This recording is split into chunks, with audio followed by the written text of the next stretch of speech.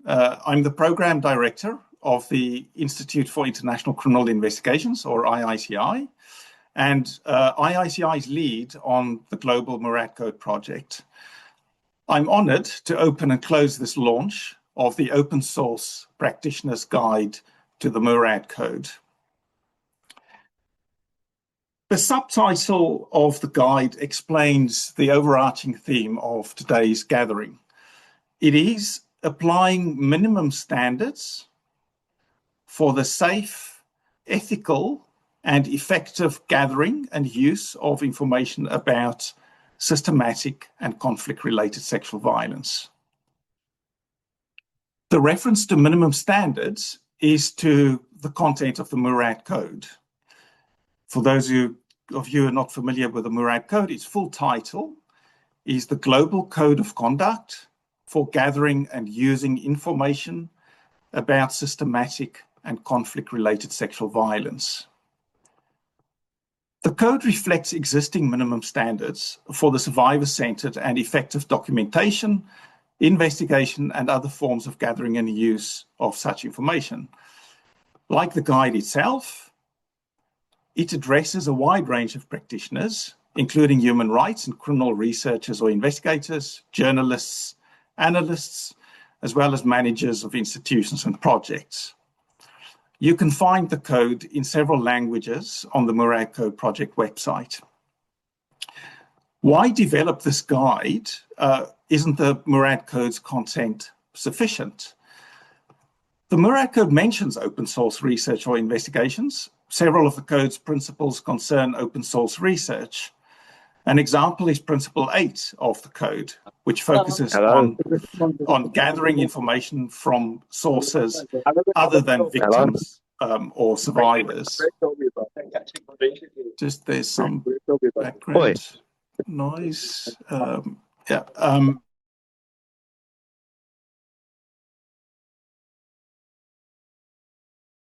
We currently cannot hear you. Good. Sorry, I was muted. An example is Principle 8 of the code, which focuses on gathering information from sources other than victims or survivors. However, the code does not cover this topic in detail, and nor do other sources. And that really is the genesis of the guide. It is the culmination of a team effort which seeks to give practical guidance on how to interpret, translate, and apply the code's minimum standards to open source investigations of systematic and conflict-related sexual violence, but importantly, how to do so in a survivor-centered and effective way. IICI is spearheading the global Murad Code project. We reached out to our longstanding partner, the Human Rights Center at the University of California's Berkeley School of Law, to develop the idea of creating such a guide. We together approached several experts, including survivors, open source practitioners, SGBV experts, and a privacy law expert to help. Their current and past professional affiliations range from NGOs and police services to international courts and the UN, covering human rights, criminal, and other forms of documentation. You can find their names and the names of the main drafters in the guide. And I would like to reiterate how grateful we are to all of them having shared their considerable expertise and time to the creation of this guide. The governments of Canada and the United Kingdom supported the guide's development. That includes its translation into Arabic, French, and Ukrainian, which is also why we have these three interpretations today. To give you a more detailed overview of the audience, scope, and content of the guide, I will first turn to Alexa Koenig. Following that, I will ask Judy Mionki to explain how open source digital information has revealed indicators, patterns, and contexts of conflict-related sexual violence. Her presentation will form the basis for Michael Al-Zanadi's practitioner perspective on the realities of how content related to HPV comes up in open source investigations. Hannah Bagdasar will then discuss how to bridge the gap between the fields of open source investigations and of investigations into systematic and conflict-related sexual violence. We hope to have about 15 minutes for questions and answers, moderated by Alexa, before I will close the event. Turning to Alexa, Dr. Alexa Koenig is Faculty Director of the Human Rights Center and co-founder and director of the center's Investigations Lab. She directed the development of the Berkeley Protocol on Digital Open Source Investigations and helped found the Technology Advisory Board of the Office of the Prosecutor at the International Criminal Court. Alexa, can you please give an overview of the audience, scope and content of the guide, and perhaps also highlight examples of those parts which we found most challenging to develop? Yes, thank you, Gabriel, and thank you to everyone at IICI for both your leadership and your partnership in this project and for inviting us to be a part of it. I want to also quickly thank Anthony Galli, who I know has joined us today in the audience, for being a really critical thought partner at the Human Rights Center, along with the HRC team, and of course, the advisory group that was critical to the development of these guidelines. One of the things that really jumped out when we were starting this project was just the scope and scale of conflict and crisis today. According to the ICRC, there are approximately 130 conflicts currently being waged worldwide. And according to ACLID, 1 in 16 people is being exposed to conflict at this very moment. We know that sexual and conflict, or systematic and conflict-related sexual violence, is one of the most under-prosecuted sets of crimes. I find this project particularly interesting, but also particularly challenging because it's an attempt to bring together two sometimes very disparate sets of investigators. Those that are really pioneering how to bring digital open source information into investigations so that that information can be triangulated with more traditional forms of fact-finding. And the decades-long pioneers who've really been trying to think critically and constructively about how do we secure additional justice for sexual and gender-based violence. These are two tracks that have certainly for the last 2 decades been developing in parallel. Sometimes they intersect, but I think this project really reflects the recognition that there's a need to bring these two communities in conversation together where they're not already, to support those who are really making advances on securing justice for sexual and gender-based violence, to support them in thinking through the ways that digital information can be complementary to the voices and the stories of survivors. And for those who are really working in digital domains, how they can be approaching their work as thoughtfully and constructively as possible. One of the things we were trying not to do by putting out this set of guidelines was to encourage people who don't have appropriate training or sensitivity to the additional sensitivities that come up when investigating systematic and conflict-related sexual violence to go online and start trying to pull out this information. But it also recognizes that there's a growing body of investigators who are coming across this information. Sometimes they're not even aware of the ways that this digital information can provide critical context to what people have been experiencing or suffering. Other times they may come across it and not know the appropriate ways to handle this data. And I think while there's been a decades-long push to really normalize and standardize and encourage the investigation of sexual and gender-based violence, there's also the recognition that that must be done as thoughtfully as possible. And Nadia Murad's work certainly is indicative of that. What we ultimately then decided was that we would make this relatively broad so it could ideally speak to both audiences. But it was in speaking to both audiences that we faced some of the biggest challenges. For example, when we circulated the first draft of this project, what we found was that gender experts often felt that we were reproducing components of the Murad Code, and that what was really most helpful was thinking about how digital information could complement more traditional forms of data. They felt that there maybe should be less on the systematic and conflict-related sexual violence. On the flip side, most of the digital open source investigators to whom we circulated the original draft felt that there was no need to, and I think one person stated it very plainly, reproduce portions of the Berkeley protocol, that really what was most helpful was thinking about how some of these techniques applied when coming across information that may depict sexual and gender-based violence. And so I think what we found is that this document would probably never be fully satisfying for either community.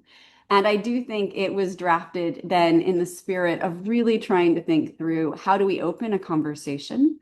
My hope is that this is just the beginning of that conversation and a chance for two communities, and certainly for people who are already working at that intersection, to continue to learn from each other to ensure that justice and accountability can be as strong as possible.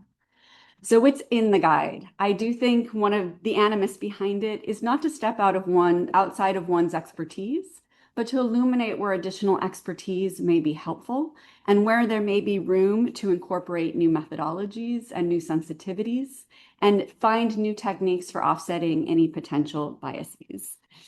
It starts with a warning about online content depicting children, in part because of the invaluable feedback that we received from members of the advisory committee and others who really underscored the importance of communicating the potential legal liabilities that can come from handling content that may reflect child sexual exploitation material or abuse material.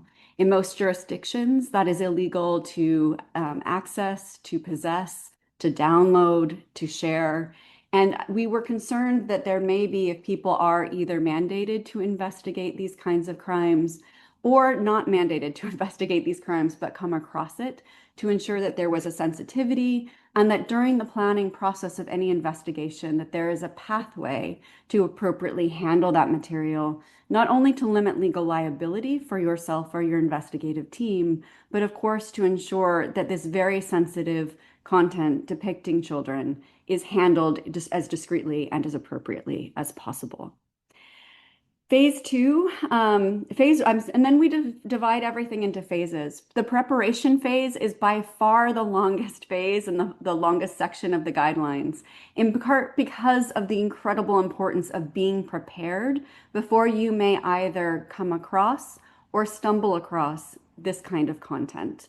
And we recognized that a lot of what you prepare for is, of course, what then plays out during the conduct of an investigation or the reporting, communication, and other use of that data. I think the major things to underscore in this section is ensuring first that there are appropriate skills on the team, including people either on the team or who can be consulted as needed, who have a deep understanding of conducting investigations related to systematic and conflict-related sexual violence. This includes also really preparing for the investigation in a way that's designed to offset biases. We know that sexualized conduct can have very different ramifications in different cultural contexts, etc. So thinking through how even the use of terminology may be impacting broader perceptions around this work. The importance of a digital landscape assessment. For anyone who's not familiar with that, that would be, of course, understanding who's maybe communicating about this information, where they can be found, and which voices may not be represented in the conduct or the content that you find online. So how you may need to supplement that with other methodologies. Finally, phase two, conducting the investigation. How do we begin to take everything that we've prepared for, and how does that get implemented during the arc of that investigation? And phase three, reporting, communicating, and other use.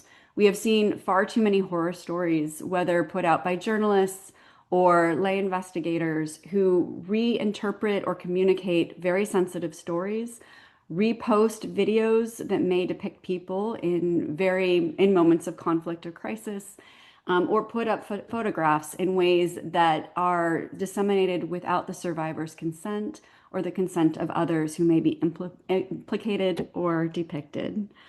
I'm going to leave it there just for the sake of time, and so that we will have plenty of time for questions and answers, and of course, commentary by the other panelists. I just want to say that once again, feedback is welcome. We hope that this is the beginning of something that will be a productive and fruitful partnership, and one that will ideally lead to greater justice. Thank you. Thank you very much, Alexa. Judy. Judy Mionki is a jurist specializing in international criminal law and international human rights law.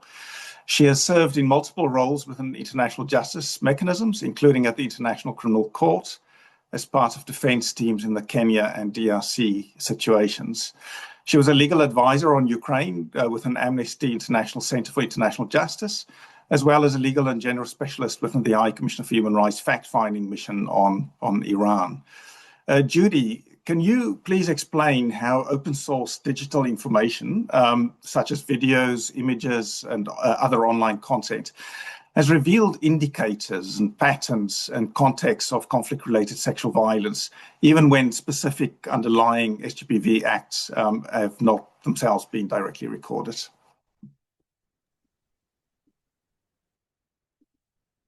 Hello, everyone, and thank you so much, Gabriel and Alexa, for inviting me to be part of this project and part of this conversation.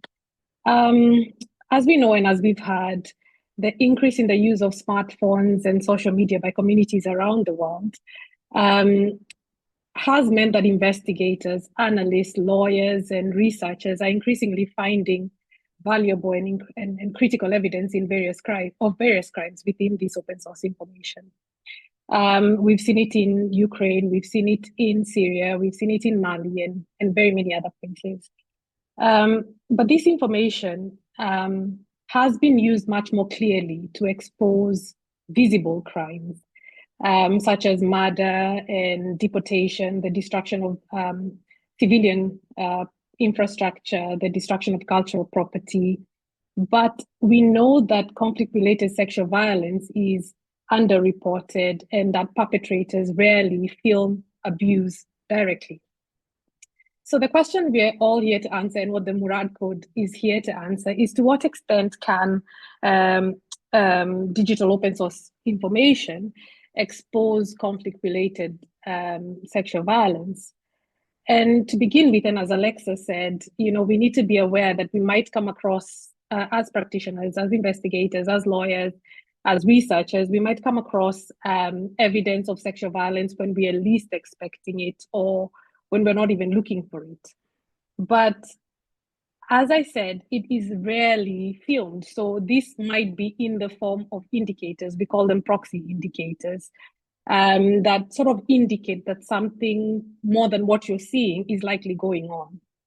So for instance, at the International Criminal Tribunal for the former Yugoslavia, the ICTY, the prosecution relied on videos showing the separation of boys and men from the women and the girls in the prelude of what was to be the Srebrenica genocide. The prosecution relied on satellite imagery to show newly dug ground, which is where they discovered mass graves where the men and the boys had been buried. But what was revealed was also the fact that the women and the girls were sexually abused during that separation, and that they were raped inside houses. They were raped behind the UN facilities in the safe zone. They were raped and sexually abused in surrounding areas. And the ICTY found enough evidence of sexual violence as an underlying act of persecution. So, I mean, if you want to read more about this, there are a few cases of the ICTY, the Karadzic trial, the Mladic trial. There's a few more ICTY trials where they show that this initial separation was an indicator that much, much more was happening. And it is not that the sexual violence is filmed. It's that this initial separation shows or allows investigators to understand that much more could be happening, and that we as practitioners have some sort of responsibility to open a line of inquiry into these indicators.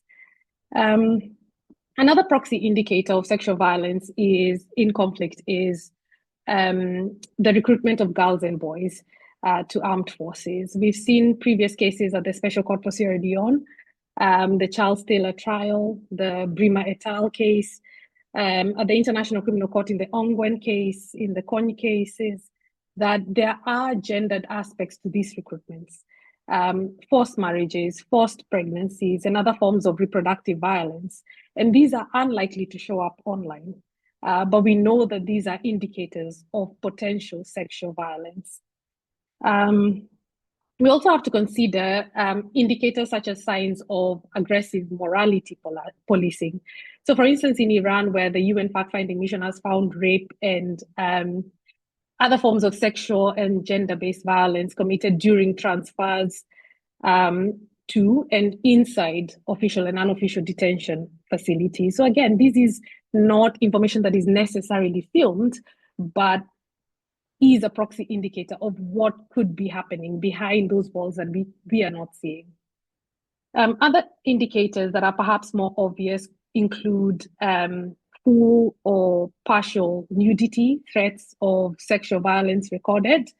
For instance, in Sri Lanka, where the OICHR reviewed numerous photos and videos of unidentified dead women, there were videos of uniformed soldiers present where they can be seen and heard making sexual comments.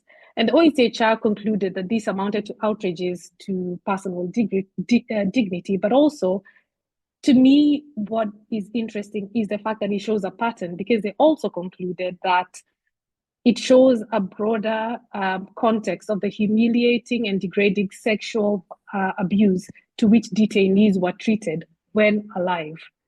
Another opportunity we can see in the accountability context is when you look at the recently released 2024 ICC's policy on slavery crimes, they list a diverse sources of evidence that can help prove slavery crimes, including open source evidence.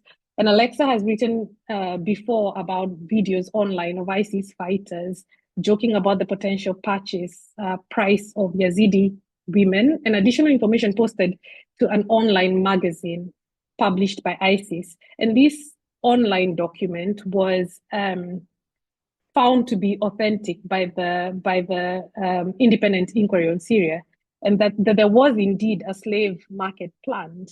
And so in essence, we see that all of this open source information does aid in establishing a case to prove slavery crimes, including sexual slavery. So open source information, like the examples I've spoken about, is relied on by practitioners to corroborate witness testimony, because that's important, that we're not saying this is the only evidence, that it is used to corroborate witness testimony, but also it is used to open up lines of inquiry on sexual violence where primary evidence is inaccessible, or where investigators, and we know this is the case in many conflicts to date, where investigators are not allowed on the ground. It is just a source of opening up a line of inquiry. And what we need to know as practitioners, and also Alexa pointed this out at the beginning, is that we might miss this information either because we don't understand it or we have our own biases. And this is why the guide specifically and repeatedly emphasizes diversity, including someone who can decode cultural context and terminology, the use of coded language, slang terms, and visual clues that we might miss because we are not from that community. And also, again, Alexa and others have pointed out the need for gender diverse teams. There's an entire book written on this about the ICTY, where ICTY prosecutors, in writing about the court, actually noted that before the concerted effort to correct the underrepresentation of women within the prosecution, there was a reluctance by male investigators to investigate sexual violence in the same way as killings, for instance. And so the guide emphasizes that the composition of the teams is also important. A blind spot that's mentioned in the guide is that investigations into conflict-related sexual violence, there has been sort of non-recognition of sexualized violence against men and boys, because sexual violence perpetrated against men in captivity is often described as torture instead of sexual violence. And the guide gives the example of a review of the Peruvian Truth and Reconciliation Commission's final report, where the report indicated only 2% of conflict-related sexual violence survivors were men. But the person who did the review and reviewed other primary materials noted that 22% of reported conflict-related sexual violence survivors were men, and that a few of these cases had only been categorized as torture.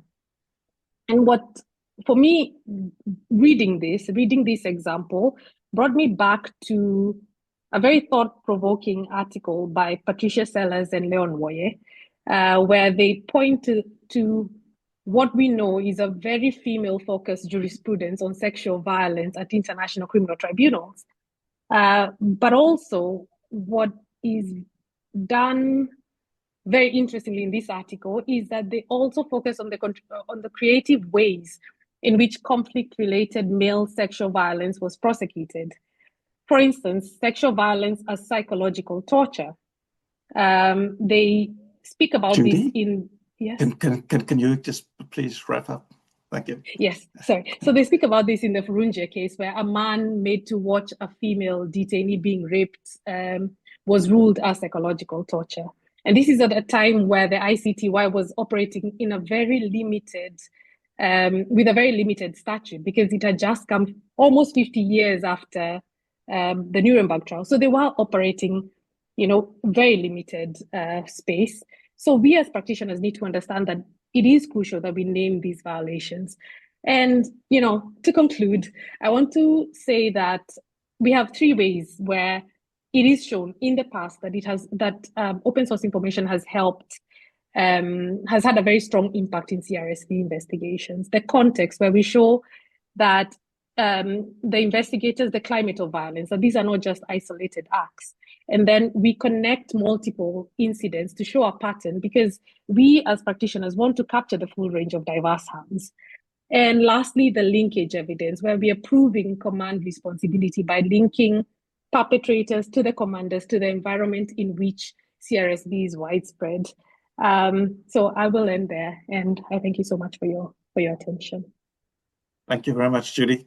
Sorry that we have to move on. Michael Al-Sanadi is an open source research consultant specializing in legal submissions and case building projects, working with activists, journalists, and lawyers.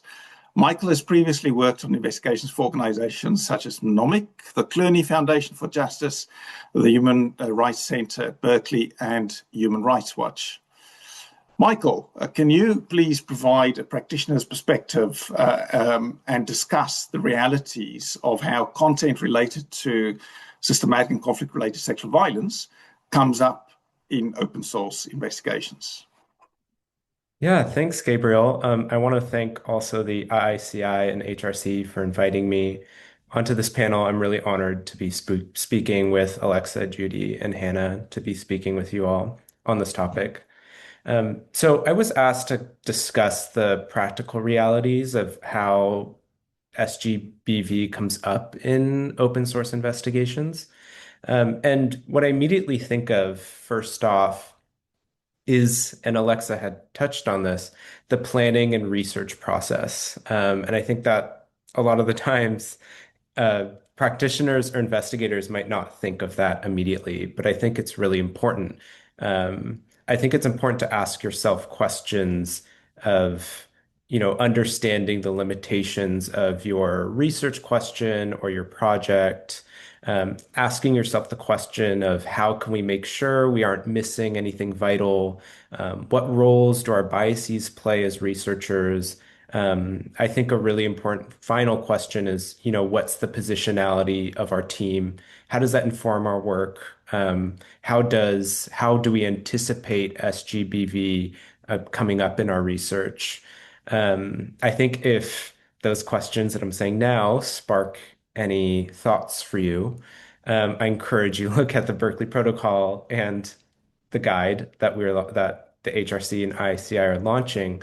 But also Sam Dubberly and Gabby Ivins have a really great research ethics workbook for open source investigators that I've found extremely useful. And I highly recommend taking a look at if you're an open source researcher. On the, actual, research going online side, Judy had mentioned this, and I think you'll hear us kind of emphasizing this. But content related to SGBV can appear in a myriad of ways.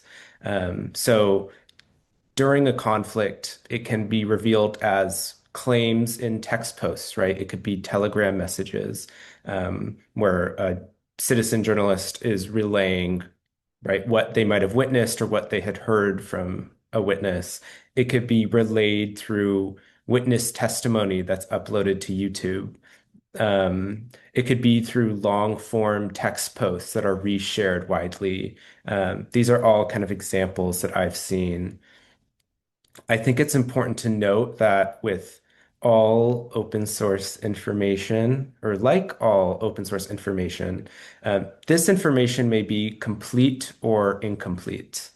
Um, it could be decipherable or indecipherable, depending on who's looking at it, what their positionality is, and what context they might have.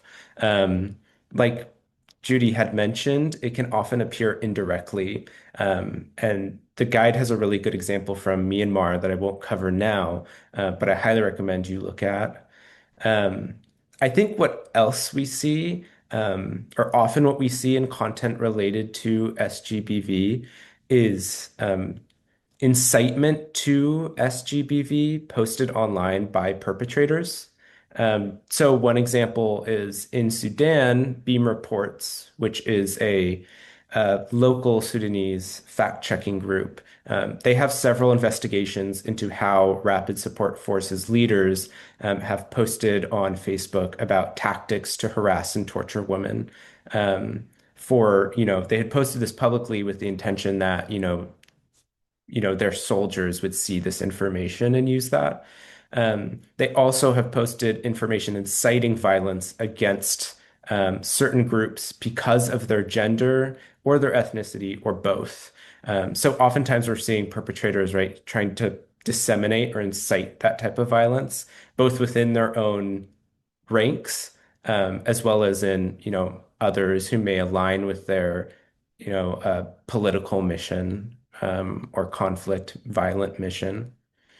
Another example of this is mentioned in the Independent International Commission of Inquiries on the Occupied Palestinian Territories 2024 report from May 2024, which goes into detail on how the Israeli forces have used SGBV. And I think the important part about this report and why I'm touching on it is because it refers to that violence as occurring both online and in person. So the commission refers to both like the filming and photographing of SGBV, but also posting that material online, with the intent to intimidate and humiliate the Palestinian population. So yeah, there's those two examples of how they refer to SGBV as occurring both in person and online through incitement to violence, which I think is a really important point, that I imagine a lot of practitioners who are not as familiar with content related to SGBV might miss. Um, Information can also be revealed after the fact, like well after conflict or violence has occurred, through leaked documents, interviews, like other information that might be released well after the fact. I'm thinking about the Damascus dossier, for example, which was released a few weeks ago. Or another example is the Syria Prisons Museum. My last point is that it can appear online also as hate speech or attacks on people because of their gender or sexuality. So this often looks like repeated harassment online, like constantly tweeting at an individual with death threats. It can also be doxing, for example, which is a term to refer to taking someone's private information like their address, their phone number, and then posting that online with the intent to intimidate them, and to often send death threats to them, often because of their gender or sexuality. I think this is something we're seeing a lot more of on platforms, especially like X, but really all social media platforms. Queer Rights, which is a queer digital rights collective, recently wrote a statement on this, and that touches on this type of violence that for a lot of people occurs daily. And I think the response to it is my final point to you all, but I think is really important. And they kind of state that, in response to this type of violence, it's important to center, the marginalized voices or the communities impacted by this violence. And it's not only centering them, but making them an active part of the research process, which I think is really important. And the guidelines really touch on this. This is what I find so useful about the guide, is that principles do not apply only to like open source researchers looking specifically at SGBV, but to any open source researcher, and the importance of enriching our open source research teams with context, and with individuals who are, you know, uh, aware and knowledgeable about the communities that are impacted by the violence that we're researching. Thank you all so much. I'll leave it there. Thank you very much, Michael.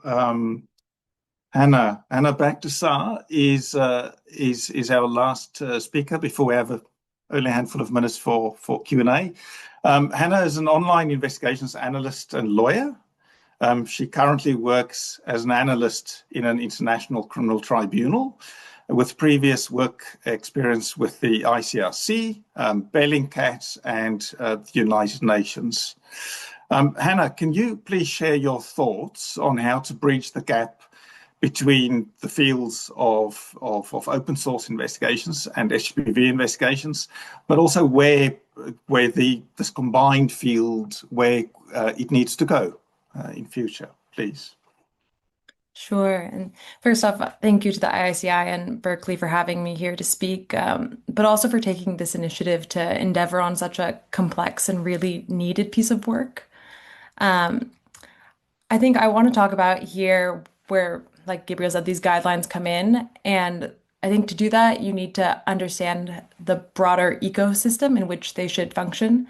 So in recent years, we've seen a massive boom in online investigations, and it had already been growing steadily for years before that. But really, with the full-scale invasion of Ukraine in 2022, we started seeing a complete transformation of this space. Now we have accountability mechanisms, NGOs, private companies, all are thinking about and might have people focusing on online investigations, which is great. And I was talking to my dear friend Nick Waters, who had worked at Bellingcat for many years, and he was saying that now it's clear, almost 4 years into the full-scale invasion of Ukraine, that people are finally understanding that open source information is a useful source, and that organizations and governments now have the capabilities here. We just need to move it into the SGBV space as well in this combination. So the beauty of online investigations is that anyone can learn how to do it, and there's no limit on what you studied or if you studied at all. I've seen fantastic online investigators with human rights and law backgrounds who've learned online investigations through the framework of human rights investigations.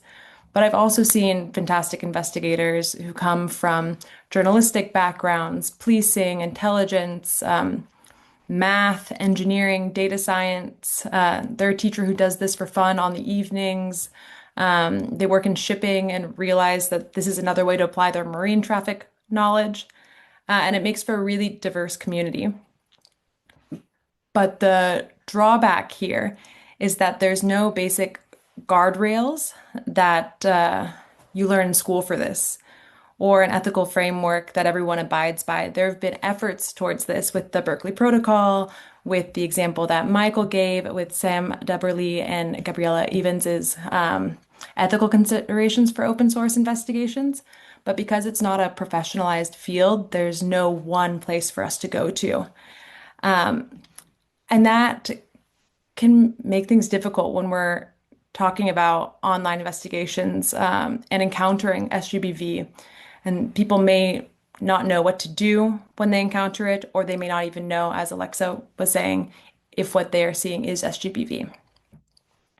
And when I say that people might have trouble knowing what they're seeing or not even knowing if they're encountering it, I usually get two reactions. The first one being that if you're an investigator, well, you don't really see this stuff online.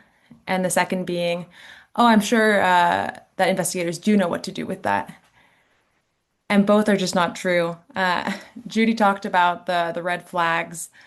So a lot of online investigators have seen these red flags for SGBV, and they might just not know that that's what they're seeing. But when you sit down and kind of go through like partial nudity, red flag, this could be something that a lot of investigators have seen. And to the second point of investigators not knowing, or the assumption that investigators would know what to do when they see SGBV, also not true, because we have such a diverse community of people who enter this space, not necessarily from accountability backgrounds. So it's especially relevant to recognize SGBV and know what to do when you do find SGBV online, because it has the unique ability to cause so many different types of harm to survivors, their families, communities. And a lot of people in the open source investigation community don't know how to do this yet. I'll give an example of in my own career. I think this combination of SGBV and open source investigations took a really long time to develop. I first came into it from just conducting online investigations, and like many other online investigators, I was not thinking about GBC, and that's because no one told me to. I didn't know that this is something I could encounter, and so I was kind of already buying into the fallacy that there was no GBC online because it was already an invisible crime. Then, through a totally different type of work, I was exposed to what GBC was through international criminal law, the case law behind it, the prosecutions of it, a lot of the cases that Judy mentioned. And again, I didn't make the connection to online investigations because I wasn't in that headspace. So it wasn't until I was at the UN when they had created an SGBV working group and they brought me in because they wanted someone with open source experience that I made this connection. Just in discussing the traditional red flags that Judy mentioned of SGBV, did I realize, oh, I do see this. I just didn't realize that that's what it was. This experience isn't unique, and that's why I say it. I think it takes a lot of people a long time to make these connections on their own, and that's why this guide is so important. It's also important because, as Alexa says, it kind of distinguishes between who you are as an investigator. Are you working for an accountability mechanism? Are you an independent researcher? Do you have the mandate to look for SGBV content? If yes, how? If no, what do you do when you encounter it anyway? How do you recognize it? It also makes reference to the scale of harm, potential harm, when people do not engage in open source investigations responsibly. Harm in how people with good intentions trying to corroborate survivor testimony with open sources, but not realizing that it took decades of work to get it such that international tribunals can accept sexual violence cases. A conviction can be made just based on a single credible witness testimony. So therefore, we don't need the corroboration. Harm in writing an article that details a gruesome act of GBC posted online, leading people to go view it more. Harm in not realizing that just because a body is not identifiable to you, that it wouldn't be to family or a community. The scale of harm when it comes to GBC and online investigations is just so great. And a lot of people have said that a survivor-centric model is just not possible when it comes to online investigations. And that's because a lot of the time when we're dealing with open source information, we don't necessarily know where it comes from. We don't know, who's in this video. If there's a survivor, how can we be survivor-centric if we don't know who they are?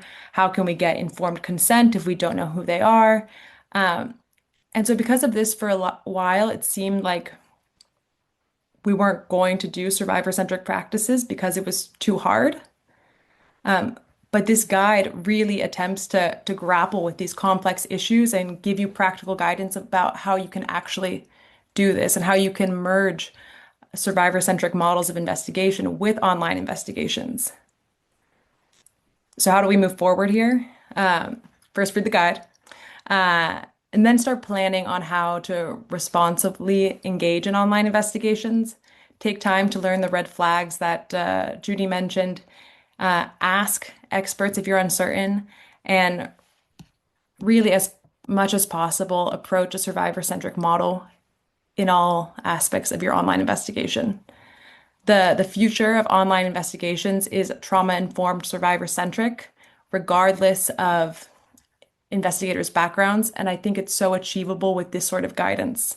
So I really hope that this guide is shared not only to people who are already working on GBC, but to everyone who's not, because we need people to engage in this, understand, and kind of see how GBC is coming up in their own fields and be able to plan and approach online investigations in a safe and ethical way. And I think I'll leave it there. So we have 10 minutes for questions. Thank you very much, Hannah, and also to Michael and Judy. We have, let's say, 7 minutes left for Q&A. Sorry, it's shorter. Alexa, over to you. Alexa will moderate the Q&A session. Please post your questions in chat. That's the best at the moment. Thank you, Alexa. Thank you. We have a few questions. I would just encourage everyone to keep answers relatively brief, and our colleague Maggie is kindly putting additional resources in the chat so we can expound a little bit more with that as well. The first question comes from a colleague in Myanmar and wanting to know about if there's any training on open source investigation that lawyers and legal professionals from Myanmar could reach out to. And maybe we can circulate that quickly. I'll give one more question right now in case anyone would prefer to answer the other question. If you could also elaborate on the informed consent aspect, when it may be almost impossible to find the original poster of a video, let alone the people who are featured in the video. Please feel free to take either of those or both. Judy, why don't we start with you?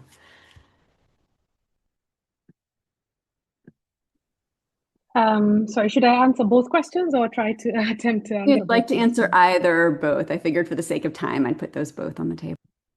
All right. I think I will start with, I'm not necessarily sure that we have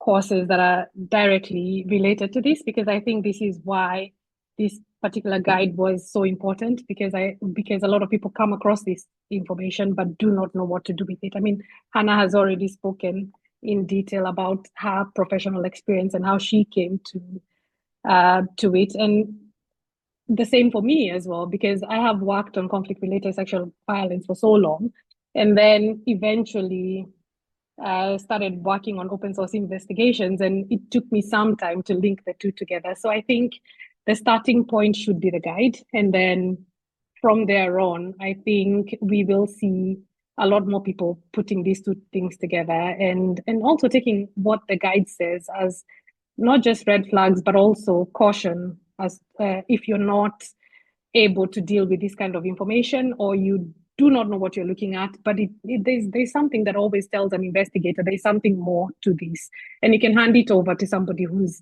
a bit more who knows a bit more about this particular topic. Because I think when open source investigators sit down with conflict-related sexual violence investigators, they will find this common ground that we have tried to speak about in the guide, and they will see that there are ways to work together, and it doesn't necessarily mean that we should have all this sort of expertise in one person. That's why the guide emphasizes teams and the diversity of teams. When it comes to the second question, and I don't want to take all the time because I think Hannah and Michael probably have the answer. The guide is actually quite clear when it comes to all the the ways in which we should handle this information a bit more carefully, because especially when it comes to children and consent, we know like the ICC's policy on children also says that they cannot give consent. They have to give assent, and it has to be with, with a guide of an adult. So I think if we read the guide in relation to the ICC's policy on children, we will come to an answer as to why a lot of this information on assent and consent is actually quite difficult. It can be taken back. It can be given at this particular point. It can be given to a different actor, and you're not allowed to use it. And to which extent can you contact that actor or this other person? I think the guide is quite clear on that. So I would encourage you to read that. Thank you. Hannah, would you like to go next? And then we'll go to Michael. Oh, well, I was going to say Alexa is really the person to talk to about the informed consent and open source information. I think you already have several articles on this. It's such a complex topic. And I think the guide, again, just praising it, does a really good job at showing you other ways that you can approach open source material first before you need to use an item that would require consent, that you would even need to start thinking about this, looking at different types of information, this sort of thing. And then when you do reach that point, what you can do. Thank you. Michael? I'll answer really quickly. To the first question of if there's any trainings out there, I think this is the right place to ask that type of question. I know IICI, in partnership with the HRC, provides like a great, very thorough training into open source investigations. If that's what you're asking for, something more general, I highly recommend those courses. I know there's a few other orgs like Mnemonic that will provide like tailored trainings to you as well. So there's definitely a lot of opportunities out there. In regards to the question of informed consent, I agree with Hannah. I think Alexa is a great person to answer that. My 2 cents is kind of really asking yourself the questions of like, what do I really need to use this video? What does this video exactly depict? And I think there's a lot of orgs using open source investigations that think about this because this is such an issue that open source investigators run into so often. I think, for example, Mnemonic's response to these questions is kind of integrating itself in the impacted communities and having like a broad network of people they can reach out to in these cases, both to ask, have you seen this video? Do you know where this video came from? But also to, like help understand the community's mindset and their visions for justice and how they want this information to be used. I'll leave it there. Thank you. And there are a ton of additional really helpful questions that I wish we had time to discuss in the chat. I really do think that the questions and this conversation more generally speak to the incredible need to have some kind of workshop that brings communities of practice together. I think that this is a moment to all learn from each other and to really explore, just because we can do certain things in digital spaces, does that mean that we should? And if we should, then how do we approach this going forward? So for everyone who's participated in the chat, whose questions we didn't get time to, please do reach out. I would love to see how we could all continue this conversation together. I will turn it back to Gabriel. Thank you. Thank you. And once again, sorry that we didn't have more time for questions. Judy, Michael, Anna, and Alexa, thank you very much for your contributions on this important and complex topic. At this juncture in history, and given all the advances in technology and the availability of information posted online, and also the funding scene for those who conduct these kinds of investigations, it just seems like we will have this open source investigations research will just become more and more important for in everyone's work, really. Everyone who investigates or documents or otherwise gathers information about systematic and conflict-related sexual violence. You have helped to highlight some opportunities and challenges, but also I hope conveyed how important it is to do this very important work responsibly as well as effectively. I would like to thank Claudia, Bishara, Katie Booth, and Ola Taranenko for your interpretation assistance, and Olivia Head and Mag Anderson for your hosting and management of the gathering. Also, just to apologize for the interruption that we had. Thank you, Olivia, for handling that. IICI and the Human Rights Center will soon send you a link of the recording of the event with a request that you please circulate the guide and the recording through your networks. As Alex also said, please reach out to us if you have further questions, if there are any particular things that you'd like to discuss, and we'll be happy to see whether we can connect on that. Thank you once again for having joined us. We wish you all the best and a good end of the year.